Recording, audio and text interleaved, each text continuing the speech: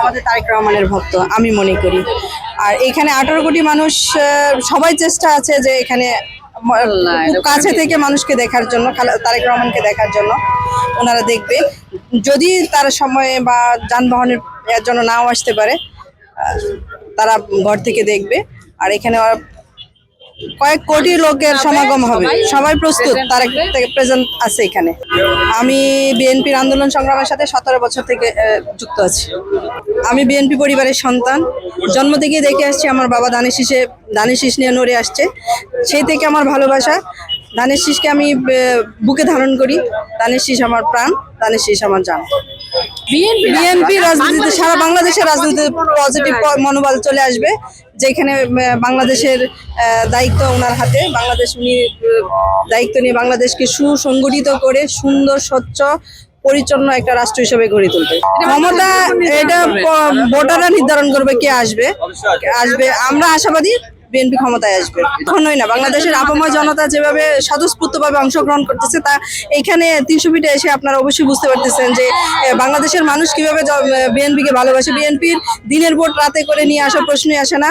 বিএনপির বাংলাদেশের জাতীয়তাবাদী দলকে মানুষের বুকে ধারণ করে অবশ্যই মন থেকে ভালোবাসে এবং দিনে ভোট দিয়ে দলকে জয়যুক্ত করবে, এটা আমি আশাবাদী। আমার অনুভূতি বলতে গেলে, বাংলাদেশে 2টা ঈদ হয় মুসলমানদের জন্য, 2টা উৎসব। সে উৎসবের চেয়ে আজকের যে উৎসব, তার চেয়ে কোনো অংশে না। মুসলমানদের 2টা উৎসব হচ্ছে মুসলমানদের জন্য, আপামর জনতার জন্য না। হিন্দুদের জন্য বড়দিন আছে, খ্রিস্টানদের জন্য বড়দিন, হিন্দুদের জন্য দুর্গাপূজা। আমার মনে হয় সকল যাদের আনন্দ উৎসব আছে, সব উৎসবকে একত্রিত করলে যতটুকু উৎসাহিত হয় মানুষ, তার চেয়ে বেশি আনন্দিত, উৎফুল্লিত হয় আজ মানুষ। এখানে তার জনতার ঢল দেখে বুঝতে পারতেছেন যে মানুষ কতটুকু আনন্দিত এবং কতটুকু উৎফুল্লিত। ঈদ তো আরো 4-5 দিন আগে থেকে শুরু হয়ে গেছে।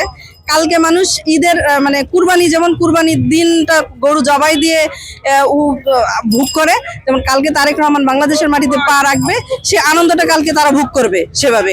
আর উৎসাহ উদ্দীপনা আরো আগে থেকে শুরু হয়ে গেছে মানুষের ভিতরে আরো আগে থেকে আনন্দ শুরু হয়ে গেছে। তারেক রহমান আসবে, আমাদের একটা স্লোগান ছিল যে তারেক রহমান আসবে বীরের বেশে, মা মাটি কাঁপছে, তারেক রহমান আসছে। বাংলাদেশের মাটি আজ বোঝা যাচ্ছে যে বাংলাদেশের মাটি কতটুকু কাঁপছে ওনার আসার সংবাদে।